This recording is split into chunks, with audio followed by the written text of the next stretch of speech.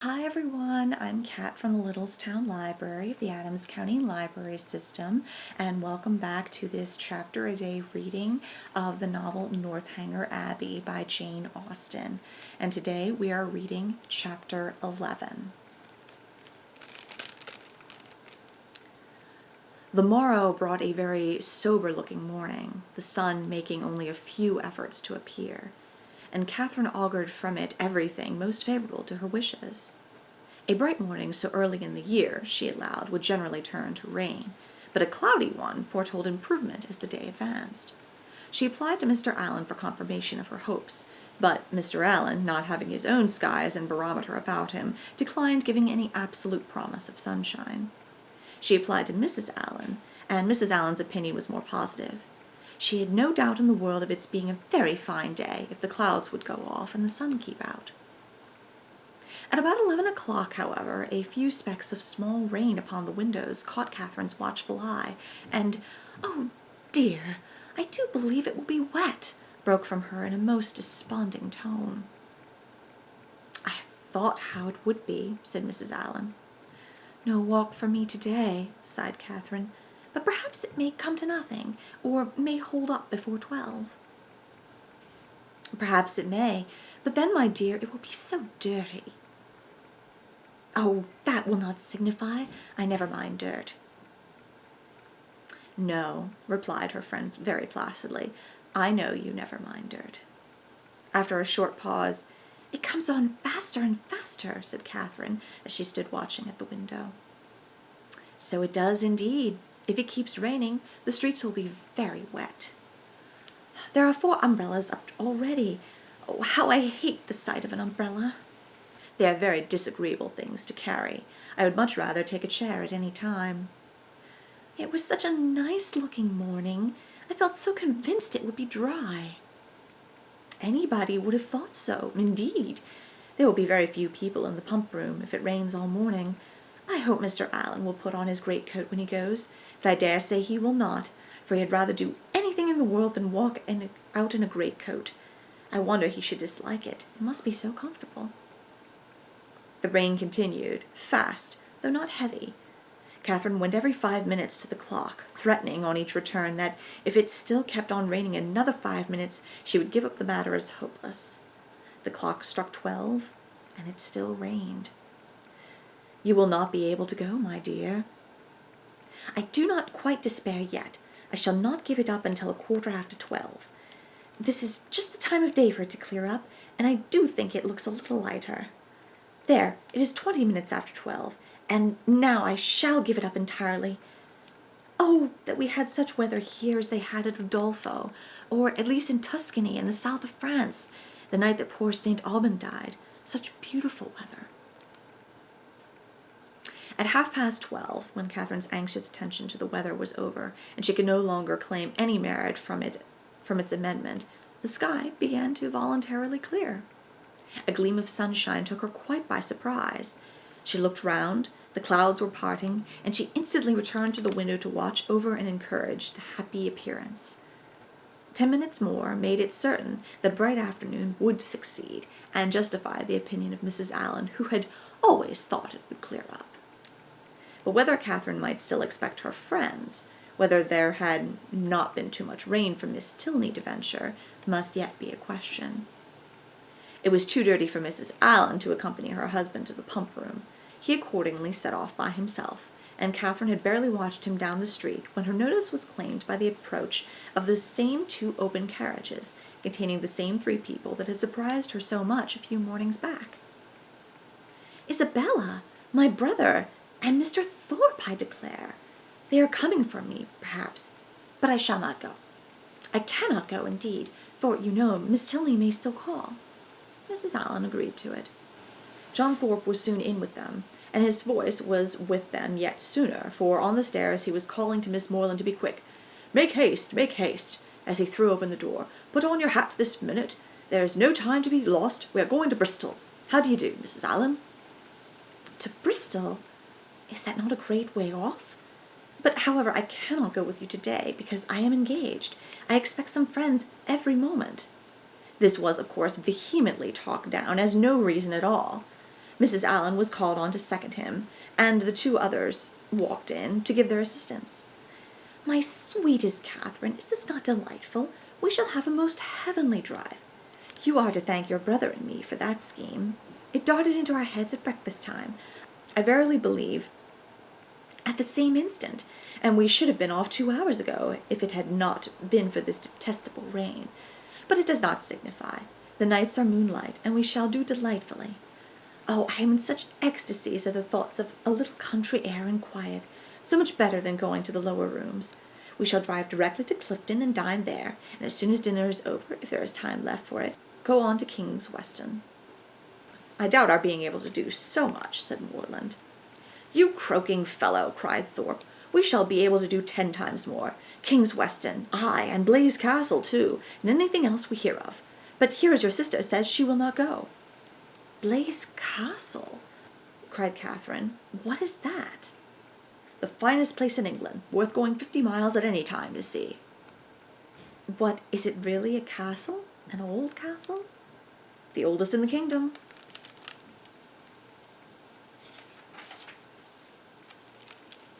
"But is it like what one reads of?" "Exactly. The very same." "But now, really, are there towers and long galleries?" "By dozens." "Then I should like to see it. But I cannot go." "Not go? My beloved creature, what do you mean?" "I cannot go because," looking down as she spoke, fearful of Isabella's smile, "I expect Miss Tilney and her brother to call on me to take a country walk. They promised to come by at 12, only it rained, but now, as it is so fine, I dare say they will be here soon." "Not they, indeed," cried Thorpe, "for as we turned onto Broad Street, I saw them. Does he not drive a phaeton with bright chestnuts?" "I do not know, indeed." "Yes, I know he does. I saw him. You are talking of the man you danced with last night, are you not?" "Yes." "Well, I saw him at the moment turn up Langston Road driving a smart-looking girl." "Did you indeed?" "I did, upon my very soul. Knew him again directly. And he seemed to have got some very pretty cattle, too." "That is very odd. But I suppose they thought it would be too dirty for a walk." "And well they might, for I never saw so much dirt in my life. Walk? You can no more walk than you could fly. It has not been so dirty the whole winter. It is ankle-deep everywhere." Isabella corroborated it. "My dearest Catherine, you cannot form an idea of the dirt. Come, you must go. You cannot refuse going now." "I should like to see the castle, but may we go all over it? May we go up every staircase, into every suite of rooms?" Yes, every hole and corner. But then, if they should only be gone out for an hour till it is drier, and call by and by?" "Make yourself easy. There is no danger of that, for I heard Tilney hallooing to a man who was just passing by on horseback that they were going as far as Wick Rocks." "Then I will. Shall I go, Mrs. Allen?" "Just as you please, my dear." "Mrs. Allen, you must persuade her to go," was the general cry. Mrs. Allen was not inattentive to it. "Well, my dear," said she, "suppose you go." And in 2 minutes they were off. Catherine's feelings as she got into the carriage were in a very unsettled state, divided between regret for the loss of one great pleasure and the hope of soon enjoying another, almost its equal in degree, however unlike in kind. She could not think the Tilneys had acted quite well by her in so readily giving up their engagement, without sending her any message of excuse. It was now but an hour later than the time fixed for the beginning of their walk, and in spite of what she had heard of the prodigious accumulation of dirt in the course of that hour, she could not, from her own observation, help thinking that they might have gone with very little inconvenience. To feel herself slighted by them was very painful. On the other hand, the delight of exploring an edifice like Udolpho, as her fancy represented Blaise Castle to be, was such a counterpoise of good as might console her for almost anything. They passed briskly down Pulteney Street and through Laura Place without the exchange of many words. Thorpe talked to his horse, and she meditated by turns on broken promises and broken arches, phaetons and false hangings, Tilneys and trapdoors. As they entered Argyle Buildings, however, she was roused by this address from her companion. "Who was that girl who looked at you so hard as she went by?" "Who? Where?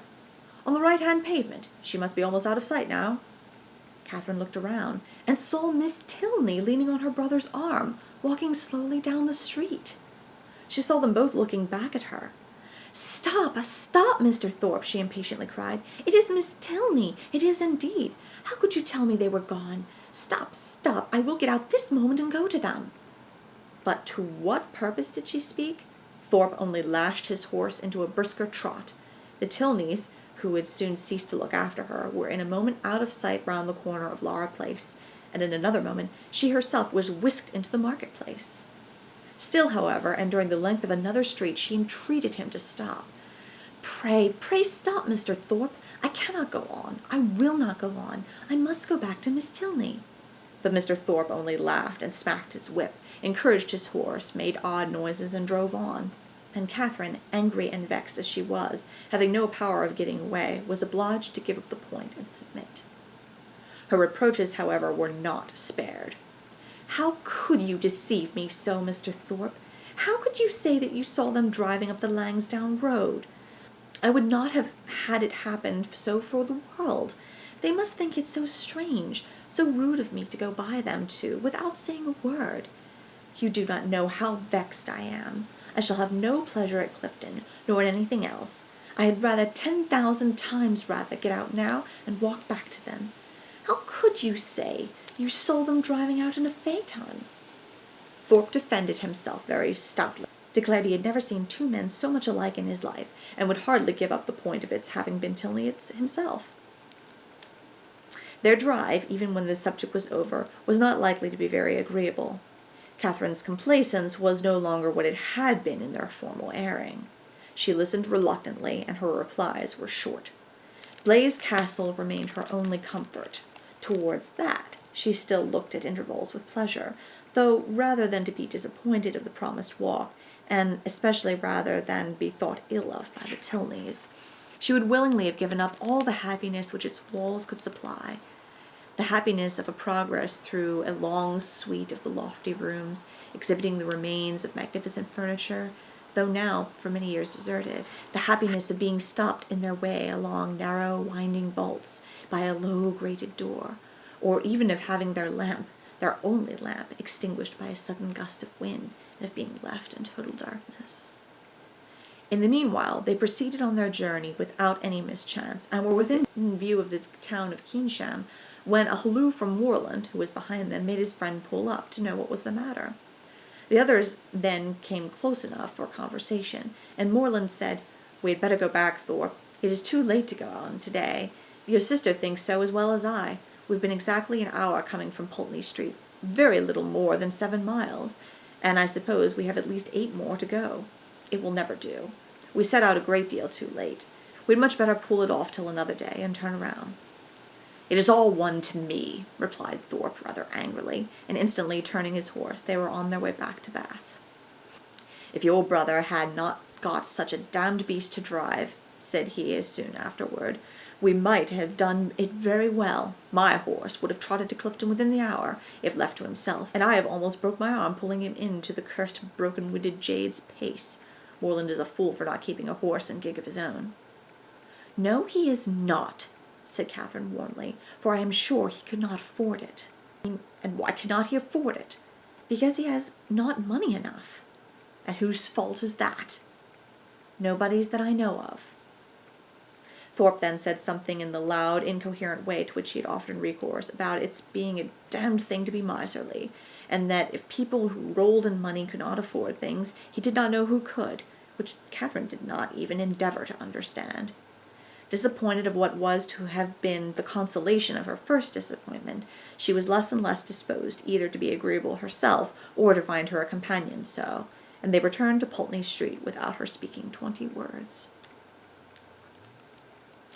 As she entered the house, the footman told her that a gentleman and lady had called and inquired for her a few minutes after setting off, that when he told them she was gone out with Mr. Thorpe, the lady had asked whether any message had been left for her, and on saying no, had felt for a card, but said she had none about her, and went away.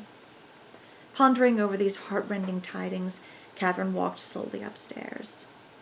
At the head of them she was met by Mr. Allen, who, on hearing the reason of their speedy return, said, I am glad your brother had so much sense. I am glad you are come back. It was a strange, wild scheme.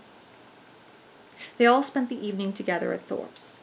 Catherine was disturbed and out of spirits, but Isabella seemed to find a pool of commerce in the fate of which she had shared, by private partnership with Moreland, a very good equivalent for the quiet and country air of an inn at Clifton. Her satisfaction, too, in not being at the lower rooms, was spoken more than once. How I pity the poor creatures that are going there. How glad I am not among them. I wonder whether it will be a full ball or not. They have not begun dancing yet. I would not be there for all the world. It is so delightful to have an evening now and then to oneself. I dare say it will not be a very good ball. I know the Mitchells will not be there.